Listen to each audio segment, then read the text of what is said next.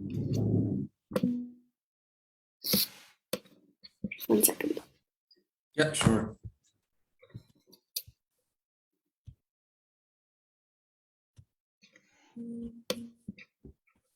Okay. Hello everyone, my name is Polianowska and I am the leader of GAM Voices and the global head of projects at Global Awareness Movement. Today we are here to discuss hunger as because of the upcoming holidays we waste a lot of food, so we decided to pick this topic to raise awareness about hunger as a problem. So before we start, I will just quickly talk about what Global Awareness Movement is. So Global Awareness Movement is an organization which creates social and environmental campaigns to raise awareness about different projects like problems like human rights, climate change, and like hunger. So thank you so much to everyone who's on the live. And let's get started. So we are here today with Roshan. Roshan, would you mind saying something about yourself? Hello, guys. As you have heard, I'm Roshan, and currently I'm studying at a school in Canada. But as my study permit was rejected, I'm learning online for the time being. But it's been really cool studying online. It's a different experience, and I have a course which is called nutrition, which quite is unrelated to our context today. And I think I can let you know about many things, why there is hunger still in this world in the 21st century, and how hunger affects our daily lives and how we can solve it, and so on. So one thing before I start, is it like sort of a discussion that we can like discuss together about what you know about hunger and what I know too? Yes, we can do it this way. So, Roshan, could you just quickly say how does availability of food look like in developing countries? Yeah, certainly. As I myself living in a developing country, we know that developing countries have one thing in common, which is they need capital for their growth.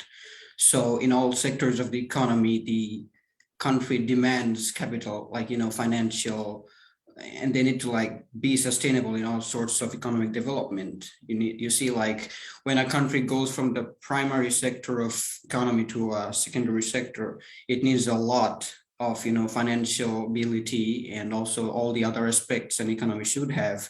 And if we see clearly in the countries which have been like like damaged in wars or other refugee crises like Myanmar, Libya, Somalia, Lebanon, Afghanistan, especially, which is a recent case, we see that they are always facing a crisis. And hunger is not something like we all dread hunger who loves to be hungry.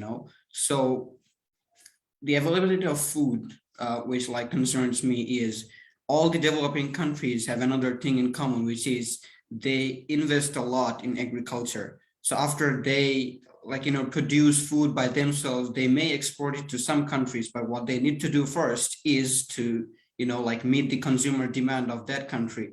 Like if we talk about Bangladesh, for example, we produce wheat, tea, and all like necessary crops for our daily lives in a massive scale. But the problem is if we export before we meet the needs of our own people, we have to import from other countries, which is a stupid idea to do so. So I think all countries which are developing should at first meet the needs of their own people before exporting them to other countries. That's true. Mm, what shortage and what short and long term issues does famine cause? Okay, so again, it's something quite relatable to Bangladesh as well. So, as you know, we were independent after a war with Pakistan in 1971, and after that, our country was like devastated by the 9 month long war. So, like, we had many international aid coming in from many countries, but if that was not there, like around like millions of people died in famine for the first 5 years of our independence, because a country which has been devastated by war, you know what I mean. So I think all the countries which have gone through wars have more or less discovered what famine is by now. And to overcome famine, we don't only need international aid, we need determination from the countrymen themselves, because like during tough situations, we all need to be versatile and resilient enough to show our strength. Because like uh, in our country, the gap between the rich and poor is quite substantial. So what happens is the rich gets the bigger chunk of the revenue of the economy in all sectors, and the poor is left with nothing. So when that happens, the poor, like they always experience famine in their daily lives. And like I don't know, like about 30 or 40% of the total population of Bangladesh, which is quite significant, faces famine every day, or at least some of it, because they don't get to eat 3 meals per day. And I've seen it with my own eyes. And plus to that, we are currently hosting about 1.5 million Rohingya refugees who have fled all the way from Burma. So as we are already a densely populated country, we are facing this challenge because, like a refugee camp in that small area with lots of people, it really causes a problem. And the distribution of food is also a problem because the density of population is not even everywhere. Somewhere it's highly densely populated, somewhere it's low.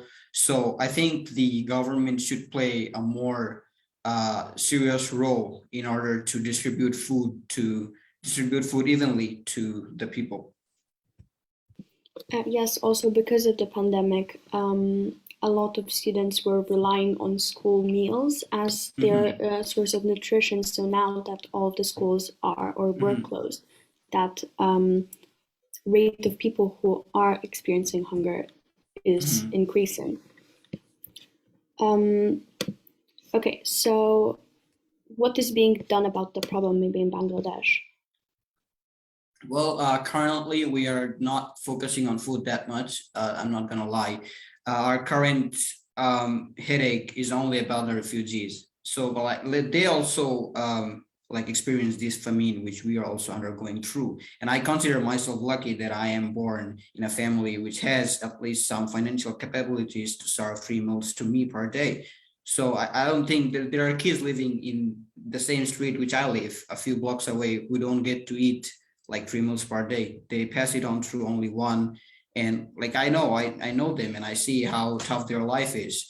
And as I'm talking about refugees, I don't know if you have been to any refugee camp or not, but I have seen the pictures. And my dad once visited the Rohingya refugee camp, and what he told was it's really horrible, like the way they live, and like like a tiny room, like much smaller than this room, 4 or 5 families living in one room, sharing the kitchen, the bed, using the floor as their bed when they sleep at night. And the area where they live is like hill tracts. So there are like snakes and poisonous animals which also live there.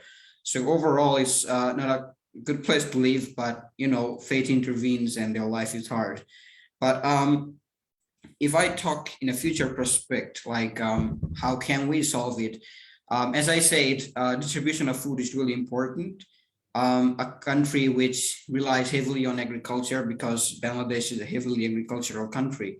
So I think we need to calculate how much we can produce. And I'm certainly sure that the amount we produce, the crops, the tea, the like everything we eat every day, I think it will meet all our necessary demands if we distribute it evenly. And as I said, the rich and the poor, the gap between them is quite high.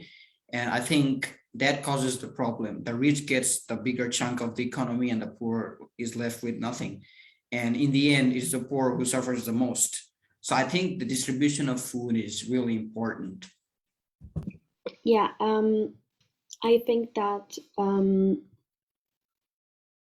actually the biggest thing that can be done about increasing the availability of food is actually increasing the employment rate, so providing spaces to work, because first of all, people actually get food there, and second of all, they have the capital to then buy food, which is the leading cause of not being able to eat 3 meals per day. So Mhm. definitely because of COVID, that the rates of mm, people who are experiencing famine did go up because a lot of people lost their jobs, Yeah. which, yeah, I think these two issues are very connected. Yeah, like unemployment when it rises, like I personally experienced this because for the last few months, inflation has like riddled Bangladesh by a huge scale. And like a few months before when the global cost of petrol went high, we also experienced that. And the Middle Eastern countries who export petrol to the world nations, I don't know if it was their fault or not, but when the petrol price goes high, petrol is like the key for our global living. Like we can't survive without petrol, not yet. So when that went high, all the daily necessities like rice, pulse, and all the other like raw materials for our food, all the prices went high, and people were like they were left with nothing, no jobs. So how can they buy those? And the government was not there to provide rations, or at least millions of people can receive nations, because like to the villages where the government sends rations are like perhaps 1 million, but the population of ours is 170 million. So that's a tiny drop among the whole river. So I think the government has done its part, but where it lies is we have a responsibility to eat how much we need to. We sometimes, we overeat, we sometimes throw away food, we waste it. I think that's also a great factor which contributes to hunger. So I think Yes. we need to be aware of that too. Yeah, especially with climate change being a huge issue right now, we might face a lot of food shortages in the future. So it's important to only eat as much as we need, Mhm. because like we just maybe we won't have this easy access um, in later years, because well, Yeah. climate change causes a lot of different issues which impact Mhm. um, the industry. Mhm. And talking of climate change, I think deforestation has a lot to do with it, because when you cut trees, you are like decreasing your food producing power, because trees bear fruits, crops bear wheat. So when you cut those, you are not like getting the amount of food you used to get. And another thing is, I'm recently studying nutrition in my first semester of grade 12, and there we are case studying genetically modified foods. So there, we have something called golden rice, which is like a scientific term which describes a certain type of rice which is rich in beta carotene. So when you eat that, in South Asia, we have millions of kids who are born with blindness because they don't have enough vitamin A in their diet. So with golden rice, you can meet that demand, but genetically modified foods is a very controversial issue. And I think before researching properly, I think it shouldn't be implemented on a huge scale. Like scientists can do trials on a certain amount of population and then spread it hugely so that it like meets the demand. But it's a great discovery so far, because vitamin A is a really vital nutrient for our daily living, and people who are born with blindness, I mean, they know how life is tough for them. Yeah, that is true. And um, I think that we probably won't be using modified food for now, Hmm. because obviously Yeah. these effects that modified food can have can actually show in a few generations. Like, I don't know, like blindness, for example. Hmm. Um, So yeah, and I also wanted to say that deforestation and agriculture are very interconnected, because well, trees are cut down for agriculture, but then you're not getting as much out because there's not as much nutrients. So these two issues are very interconnected. Yeah, like there are many ecological terms which I really don't know, like like very fancy terms, but like cutting trees always impacts the ecosystem in a like substantial way.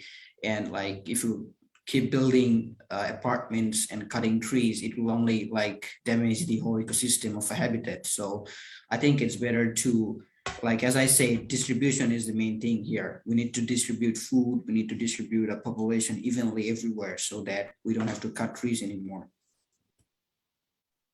Yeah, that is true. And also, deforestation increases the rate of desertification. So Mhm. um, then we won't be able to actually plant food, which is well, climate change is obviously one of the issues because trees are cut down for agriculture. Agriculture produces carbon dioxide, and it's all very interconnected. Yeah, absolutely.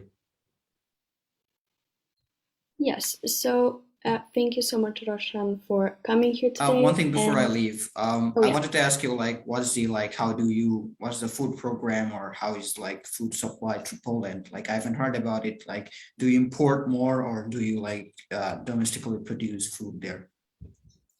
well, I know that Poland is we produce a lot of coal because we Okay. have a lot of mines in the southern part of Poland, but also Mhm. we produce a lot of grain and apples, from what I know. But I think we rely on other countries more than we should.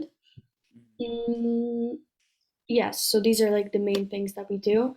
But I don't think there's a big problem of hunger in Poland because, well, Yeah, it's a European country, so yeah. we also European don't Union have a is lot of always there to migrants. help. Yeah, Yeah, yeah. Yeah, you're allowed to like develop country like much more developed than ours. So, you know, but I've seen, like, as I've told you, I've seen pictures of the refugee camps, and the life they lead is quite horrible. And you know about Syria, like they are also experiencing a refugee crisis, and hunger is like raging out in there. So yeah. yeah, that's true. Mhm. Thank you so much, Roshan, and Yeah, sure. My pleasure. see you on the next meeting in a month. Yeah, you Bye, too. I've been everyone. missing Merry game meetings for Christmas. a while now. Yeah, it was a great Yes, thing to talk here. Thank you. Merry Christmas and Happy New Year. Yeah, you too.